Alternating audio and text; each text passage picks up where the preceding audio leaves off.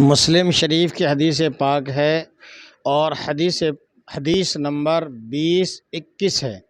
حضرت سلمہ بن اکوع رضی اللہ تعالیٰ عنہ سے مروی ہے کہ ایک آدمی نے اللہ کے محبوب صلی اللہ تعالیٰ علیہ وسلم کے سامنے الٹے ہاتھ سے کھانا کھایا تو آپ صلی اللہ تعالیٰ علیہ وسلم نے فرمایا سیدھے ہاتھ سے کھاؤ۔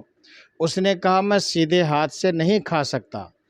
غیب جاننے والے آقا صلی اللہ تعالیٰ علیہ وسلم سمجھ گئے کہ یہ تکبر سے بول رہا ہے، چنانچہ آپ صلی اللہ تعالیٰ علیہ وسلم نے فرمایا لستطعت، یعنی تجھے استطاعت نہ ہو، مطلب یہ کہ تیرا ہاتھ سیدھا کبھی نہ اٹھے۔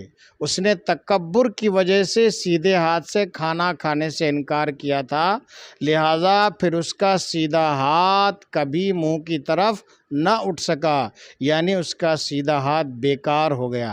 آج بھی اگر ہمیں ہمارا کوئی بڑا، کوئی عالم دین، کوئی دینی پیشوا آدمی ہمیں یہ طریقہ بتائے کہ بھئی سیدھے ہاتھ سے کھاؤ پیو، تو تکبر کی وجہ سے انکار نہیں کرنا چاہیے، اور ہمیشہ ہمیں یہ کام، کھانے پینے کا کام جو ہے سیدھے ہاتھ سے ہی کرنا چاہیے۔ ہاں کوئی اگر مجبوری ہو، کوئی عذر ہو تو وہ ایک الگ بات ہے، ورنہ سیدھے ہاتھ سے کھانا پینا یہ نبی کریم علیہ الصلوۃ والسلام کا سنت طریقہ ہے۔